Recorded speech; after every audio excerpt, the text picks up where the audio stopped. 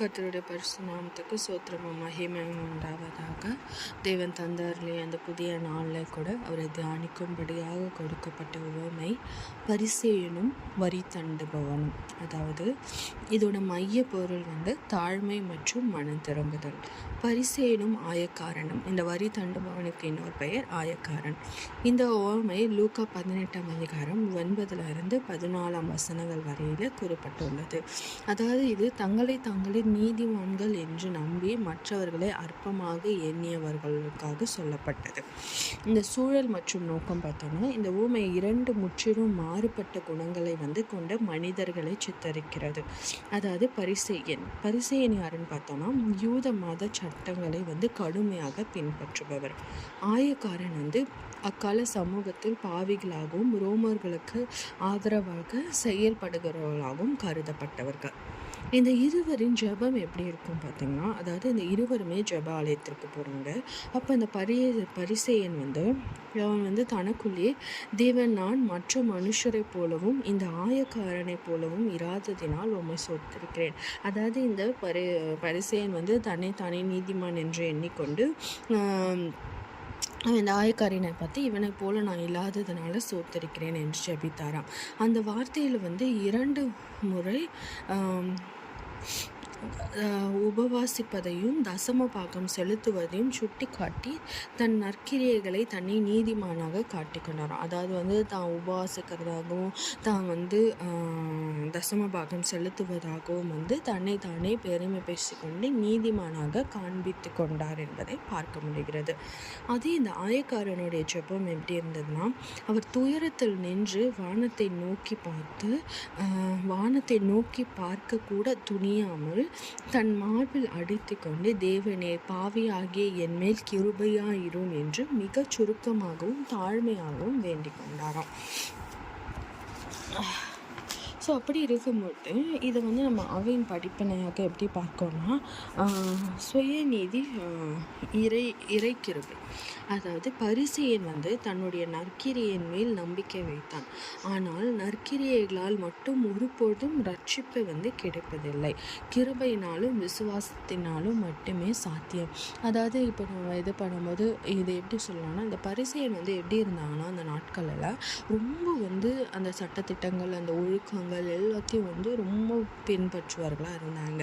அது நன்மையாக இருந்திருக்கலாம். ஆனால் அதை பின்பற்றுவதனால அவங்க அவங்களே நீதிமான்களாக கருதி கொண்டனர். அதில் அவர்கள் பெருமை பாராட்டி கொண்டனர் என்பதை பார்க்க முடிகிறது. இந்த பரிசேயன் அது எல்லாத்தையும் பின்பற்றினாங்களே தவிர சட்டத்திட்டங்கள், அந்த ஒரு பழக்க வழக்கங்கள் அதெல்லாம் பின்பற்றியவர்கள் தேவனுடைய வார்த்தைகளை பின்பற்றவில்லை. அவருடைய வார்த்தையை அவர்கள் பின்பற்றியிருந்தால் அவர்கள் இருதயத்தில் தாழ்மை இருந்திருக்கும். அந்த தாழ்மை இருந்திருந்தால் இந்த ஆயக்காரனை பாவிகள் என்று அவர்களை இது பண்ணுவதையும், அவர்களோட வார்த்தைகளை ஜெபிக்கும் பொழுதே அந்த தாழ்மை இல்லாமல் தன்னை உயர்த்தி பேசி தாங்கள் அந்த காணிக்கைகள் செலுத்துவதையும் தசமபாகம் செலுத்துவதில் உபதேசம் பண்ணுறதில் மற்றவர்களுக்கு உபதேசம் சொல்லுவதிலையும் பார்க்கும்போது தாங்களே மிகவும் உயர்த்தி நீதிமான்களாக காண்பித்து கொண்டார்கள். மேலுமாய் பார்க்கும்பொழுது கடவுளிடம் ஜெபம் செய்யும் போது கூட அவர்களுக்கு அந்த ஒரு தாழ்மை இல்லாததை இங்கே சுட்டி காட்டப்படுகிறது.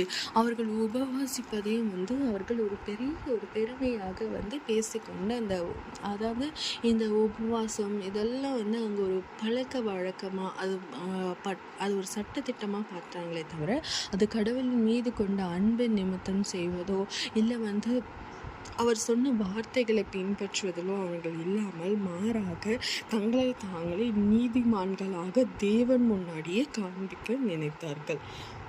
தாழ்மையின் மேன்மை. ஆனால் இந்த ஆயக்காரர்கள் தங்களை தாழ்த்தி கொண்டு தாங்களே என்ன பண்ணாங்கன்னா தாழ்த்தி கொண்டார்கள். அதாவது தங்களை உயர்த்துகிறவன் தாழ்த்தப்படுவான், ஆனால் அதுவே தன்னை தாழ்த்தி கொள்கிறவன் உயர்த்தப்படுவான் என்பதே இந்த உவமையின் மைய கருத்தாக கருதப்படுகிறது.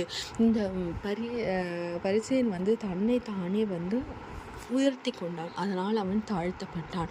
அதே நாயக்காரன் வந்து பார்க்கும்பொழுது தன்னை தான் தேவனை அண்ணாந்து பார்க்க கூட தனக்கு தகுதி இல்லை என்று எண்ணி தன்னை தானே தாழ்த்தி அவன் வந்து தன்னுடைய பாவியாக இருக்கிற என்மேல் கிருபையாயிரும் என்று அவன் அறிக்கை எடுக்கிறான். ஸோ இப்படியாய் தன்னை தேவனுக்கு முன்பாக தாழ்த்துகிறவன் வந்து உயர்த்தப்படுவான் என்று குறிப்பிடப்படுகிறது. நீதிமானாக்கப்படுதல், அதாவது அந்த ஆயக்காரனே பரிசேயனை விட நீதிமானாக்கப்பட்டு தன் வீட்டுக்கு திரும்பினான் என்று இயேசு உறுதி கூறுகிறார். இந்த ஓமையை கூறிய பின்பு இயேசப்பா என்ன சொல்றாருன்னா, அந்த பரிசேயனை விட இந்த ஆயக்காரன் தான் நீதிமானாக திருப்பப்பட்டான் என்று குறிப்பிடுகிறார். ஸோ இங்கே நம்ம பார்க்கும் பொழுது தேவன் நம்மளுக்கு தெளிவாக வெளிப்படுத்துவது ஒன்று, நம்ம வந்து எல்லாத்தையும் கரெக்டாக அதை இப்போ இந்த சூழ்நிலை நம்ம பார்க்கும்போது நம்ம சர்ச்சுக்கு ரெகுலராக போகிறோம், எல்லாமே செய்கிறோம், எல்லா மீட்டிங்ஸ் அட்டன் பண்ணுறோம், இதெல்லாம் பண்ணாலுமே தேவன் வந்து வார்த்தைகளுக்கு நம்ம கீழ்ப்படுகிறோமா என்று நாமே வந்து சோதித்து பார்க்க வேண்டும். நம்ம அவருக்கு முன்பாக நம்ம ஜெபிக்கும் போது நான் வாரம் உங்களுக்கு ப்ரேயருக்கு சர்ச்சுக்கு வரேன் அப்படி நம்மளை நாமே பெருமை பேசி கொள்ளாமல், அதுக்காக வாரம் சர்ச்சுக்கு போகக்கூடாதுங்களா, நம்ம போகணும், கண்டிப்பாக போகணும். ஆனால் அது போவதன் மூலம் அங்கே நம்ம என்ன கற்றுக்கொள்ளணும், அங்கே வந்து நம்மளை நாம தாழ்த்தி கொள்ளணும். தேவனுக்கு முன்பாக நம்ம தலைகள் எப்பொழுதும் தாழ்ந்து இருக்க வேண்டும் என்பதில் நம்ம உறுதியாக இருக்க வேண்டும். மாறாக வெறும் வந்து ஒரு இந்த சர்ச்சுக்கு போகிறது, மற்ற காரியங்கள், இந்த ஃபாஸ்டிங் இருப்பதோ எல்லாமே வந்து வெறும் ஒரு ப்ரொசீஜராக, இது வந்து இந்த பழக்க வழக்கம் தலைமுறையாக வந்து பின்பற்றி வராங்க, அதனால் நானும் பின்பற்றுவேன் அப்படின்னு பின்பற்றாமல், மாறாக தேவன் மீது உள்ள அன்பினால் நம்ம அதை செய்யும் பொழுது நிச்சயமாய் நாம் நீதிமானாக உயர்த்த மாட்டோம். மாறாக தேவனுக்கு முன்பாக நம்மளை தாழ்த்தி அவர் மீது அன்பு உள்ளவர்களாய் காணப்படுவோம். அப்போ தேவன் நம் தலைகளை மற்றவர்களுக்கு முன்பாக உயர்த்தி நம்மளை நீதிமான்களாக்கியே நம்மளை வீடு திரும்புவார் என்பதே இந்த இடத்தில் கூறப்படுகிறது. தேவன் நம்மளை எப்பவுமே தாழ்ந்திருக்கணும்னு சொல்லலை, அவர் முன்னாடி நம்மளை தாழ்த்திருக்கும் போது தேவன் மற்றவர்களுக்கு முன்பாக நம் தலைகளை உயர்த்துவார். ஆனால் தேவனுக்கு முன்பாக நம்ம தலைகளை உயர்த்தி நம்மளோட பெருமைகளை நம்ம அந்த இடத்துல சொல்லி கொண்டு இருந்தோமானால் மற்றவர்களுக்கு முன்பாக நம்ம தலைகள் தாழ்த்தப்படும் என்பதே தேவன் நம்மளுக்கு சொல்ல வருவது. ஸோ இதுக்கு நம்ம இந்த ஊமையை பார்க்கும்பொழுது கடவுளிடம் வரும்பொழுது நம்ம மற்றவர்களுடன் நாம் ஒப்பிட்டு பெருமை கொள்ளக்கூடாது. நம்முடைய பாவநிலையை உணர்ந்து அவருடைய கிருபையை மட்டுமே வந்து சார்ந்து நிற்க வேண்டும் என்று கற்பிக்கப்படுகிறது. அதாவது இங்கே கூடப்படுவது, நான் இந்த நாளில் உபவாசம் இருந்தேன், நான் இவ்வளோ தசமம் பார்க்க பண்ணேன், அதனால் நீங்கள் இன்றைக்கி இந்த நன்மையை செஞ்சு தான் ஆகணும், நான் இவ்வளோலாம் பண்ணியிருக்கேன் அப்படின்னு பெருமை பாராட்டாமல், மாறாக அவரோட கிருபைக்காக நம்ம வந்து கேட்கும் பொழுது நிச்சயமாய் அவரோட கிருபையை நம் மீது போட்டு நம்மளை உயர்த்த தேவன் வல்லவராக இருக்கிறார் என்பதை நம்ம மறக்கக்கூடாது. அவர் சந்நிதியில் நம்ம இருக்கும் பொழுது நம்மை நிச்சயமாய் நம்ம தாழ்த்தி நம்மளுடைய பாவங்களை அறிக்கையிடணும். நான் பாவியே இல்லை, நான் ரொம்ப பர்ஃபெக்ட்னு யாராலுமே இந்த உலகத்தில் சொல்ல முடியாது. தேவனை தவிர வேறு யாருமே பர்ஃபெக்ட் கிடையவே கிடையாது. நிச்சயமாய் நம்ம வாழ்க்கையில் நம்ம எல்லாருமே ஒரு சூழ்நிலைகளை பாவமும் தவறுகளும் செய்தவர்கள் தான். அதை நம்ம தேவனிடத்தில் அறிக்கையிடும் போது நம்ம தாழ்த்தி தேவனிடத்தில் ஒப்பு கொடுக்கும் பொழுது தேவன் நிச்சயமாய் அவைகளை வந்து மன்னித்து அவருடைய கிருபைக்காக நம்ம ஏங்கி அவருடைய கிருபையை தரும்படி நம்ம அவரிடத்தில் ஜெபிக்கும் பொழுது நிச்சயமாய் தேவன் அந்த கிருபையை நமக்கு தந்து நம்மளோட தலைகளை மற்றவர்களுக்கு முன்பாக உயர்த்த வல்லவராயிருக்கிறார். ஆனால் அவர் நம்மளிடம் எதிர்பார்ப்பது எல்லா காரியங்களையும் நம்ம ஜஸ்ட் பழக்க வழக்கம் ஒரு தலைமுறையாக கடைப்பிடிக்கப்படுகிற சட்ட திட்டங்களாகவோ இதுவாக மாத்திரம் பார்க்காமல், மாறாக அவர் மீது உள்ள அன்பை நிமித்தம் அதை நம்ம செய்யும் பொழுது அவர் முன்பாக நம்ம தாழ்த்தி நம்மளோட அன்பை வெளிப்படுத்த வேண்டும் என்று தேவன் நினைக்கிறார். அப்படியாய் நம்ம செய்யும் பொழுது தேவன் நம்மளை அநேக காரியங்களில் உயர்த்த வல்லவராக இருக்கிறார். அவருடைய காருண்யத்துக்காகவும் அவருடைய கிருபைக்காகவும் நம்ம அவரிடத்தில் மண்டியிடும் பொழுது தேவன் நிச்சயமாய் நம்மளை அதை கொடுத்து அதன் நிமித்தம் நம்ம ஒருபொழுதும் தாழ்த்தப்பட மாட்டோம். தேவனுக்கு முன்பாக நம்ம தலைகளை தாழ்த்துவோம் என்றால் நம்ம நிச்சயமாய் யார் முன்னாடியும் நம்மளோட தலையை தாழ்த்து தேவன் விட மாட்டார். அவரிடம் நம்ம தாழ்ந்து போன்றோம் என்றால் தேவன் நிச்சயமாய் மீதியுள்ள எல்லார் முன்னாடியும் நம்மளை உயர்த்தி வைப்பாரே தவிர அவர் முன்னாடி தலைகள் வேறு ஒருவர் முன்னாடியும் தாழ்வது இல்லை என்பதில் நம்ம நிச்சயமான உறுதியை பெற்றுக்கொள்ள முடியும். அப்படியாய் நம்ம செய்கிற தேவன் நம்மிடமிருந்து எதிர்பார்ப்பது ஒன்றே ஒன்று, நம்ம எல்லா காரியங்களையும்